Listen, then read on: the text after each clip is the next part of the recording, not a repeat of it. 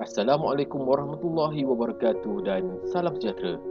Tuan-tuan dan puan-puan, terima kasih dan selamat datang ke pembentangan kumpulan IPA 012 untuk Darul Aman International Innovation Competition and Exhibition DICE 21. Selaras dengan cogan kata Enhancing the Innovation of Education in the Industrial Revolution 4.0, pembentangan inovasi ini bertajuk Model Kesediaan Mendaki Gunung di Malaysia HiPrep.my.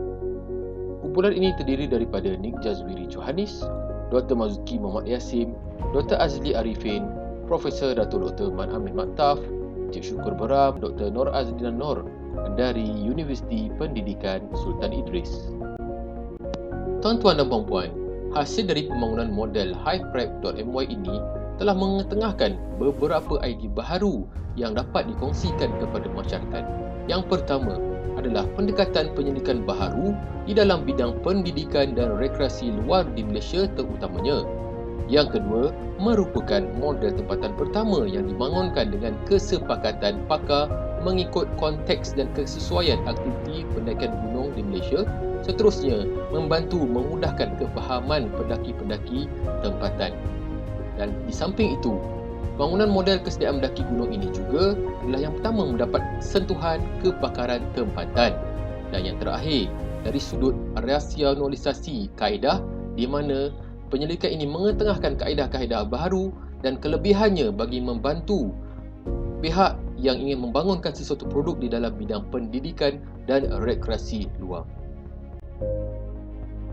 Dekat ini, aktiviti pendakian gunung menjadi suatu aktiviti yang sangat popular dan ia dilaksanakan dalam kalangan pelbagai lapisan masyarakat. Rentetan daripada itu, berlaku peningkatan yang mendadak dari segi jumlah pendaki yang secara reflektifnya turut meningkatkan jumlah kes insiden dan kemalangan pergunungan di Malaysia. Malah, kes atau insiden yang dilaporkan adalah yang sama berulang-ulang kali sehingga memberi kesan terhadap pendidikan, ekonomi dan industri pelancongan berasaskan cabaran negara. Penyelidik melihat ianya berkaitan dengan pendidikan dan tahap kesediaan pendaki yang diragui.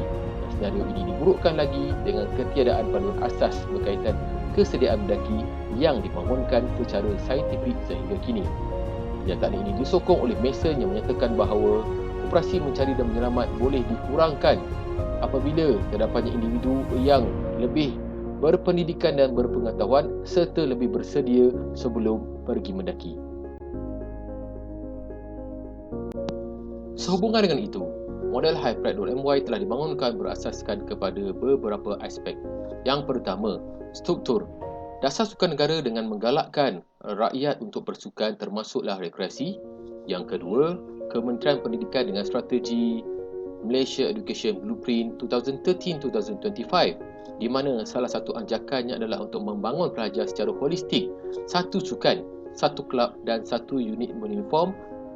Dan yang seterusnya adalah penyampaian di mana media digital yang seiring dengan era digitalisasi. Yang seterusnya dari aspek pengurusan bagi memantapkan pengurusan, membantu semua pihak yang terlibat mengurus program dengan lebih cekap. Dan yang terakhir berkaitan dengan sasaran di mana model ini dibangunkan untuk meningkatkan kecekapan dalam konteks kesediaan mendaki, seterusnya mengurangkan insiden kemalangan pegunungan di Malaysia sekaligus menurunkan bilangan operasi mencari dan menyelamat. Objektif utama penyelidikan pembangunan model HiPrep.my ini adalah yang pertama, mengenal pasti tahap kesediaan mendaki dalam kalangan pendaki gunung di Malaysia. Yang kedua, mengenal pasti keperluan pembangunan model HiPrep.my. Yang seterusnya, mengenal pasti elemen-elemen model HiPrep.my berdasarkan pandangan pakar. Yang keempat, membangunkan model HiPrep.my berasaskan pandangan pakar. Dan terakhir, menilai kebolehgunaan model HiPrep.my berasaskan pandangan pakar. Seterusnya, bagi mencapai objektif yang telah disenaraikan sebelum ini, model ini telah dibangunkan menggunakan pendekatan penyelidikan reka bentuk dan pembangunan iaitu PRP modifikasi.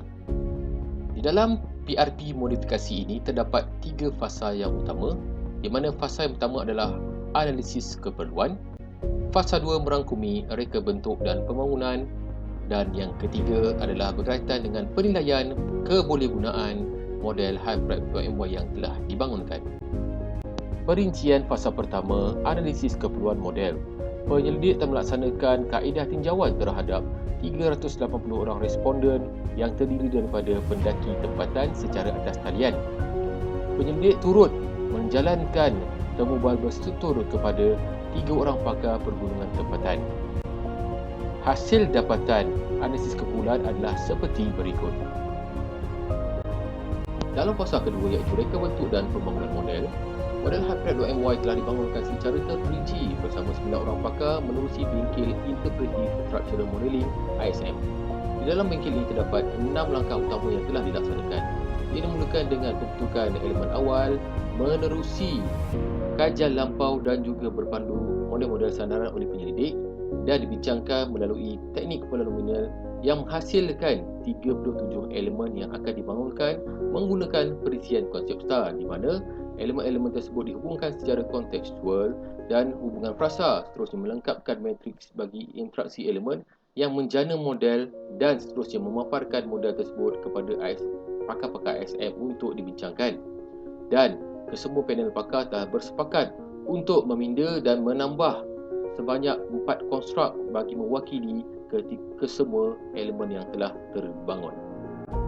Seterusnya, bagi fasa yang ketiga, penyelidik telah melaksanakan kaedah Fuzzy Delphi FDM melibatkan 38 orang pakar pelaksana. Berdasarkan analisis FDM ini, model Hyprep.my telah mencapai nilai konsensus bagi status penilaian yang sesuai sekaligus mengesahkan penilaian kebolehgunaannya. Akhir pendekatan PRP modifikasi adalah model Hyprep.my ini. Di dalam infografik ini terdapat 4 konstruk yang menggagas 37 elemen yang telah dibangunkan secara komprehensif dan mendapat nilai konsensus pakar. Bagi konstruk yang pertama iaitu persediaan asas, terdapat 10 elemen kesediaan mendaki yang terkandung di dalamnya. Dan bagi fasa yang kedua iaitu persediaan lanjutan, terdapat 11 elemen kesediaan mendaki.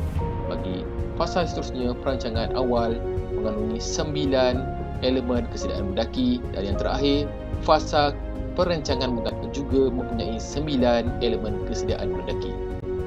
Di samping itu juga, bagi memudahkan pengguna, manual pengguna berpandukan model Hyprep.my itu tadi telah dibangunkan.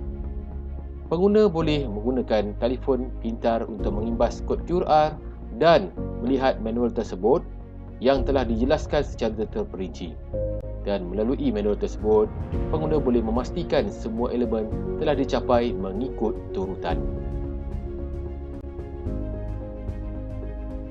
Penyelidikan pembangunan model Hyprep.my ini turut memberi sumbangan kepada masyarakat, antaranya sebagai panduan asas, rujukan ilmiah, kajian lanjutan dan juga model contoh dan panduan kepada para penggiat dan juga ahli akademik. Dalam masa yang sama, penyelidik percaya terdapat ciri-ciri yang memungkinkan inovasi ini dikomersialkan. Yang pertama, dari segi akses yang cepat oleh pengguna. Yang kedua, sebagai sumber rujukan kepada para content creator. Yang ketiga, mengangkat karya tempatan. Yang keempat, sebagai rujukan menyeluruh kepada segenap lapisan masyarakat di negara ini. Dan yang terakhir, semua item yang dibangunkan telah mendapat nilai konsensus yang tinggi dalam kalangan pakar. Berikut adalah senarai pembentangan dan penerbitan berkaitan model Hyprep.my. Sekian sahaja pembentangan dari kami. Terima kasih.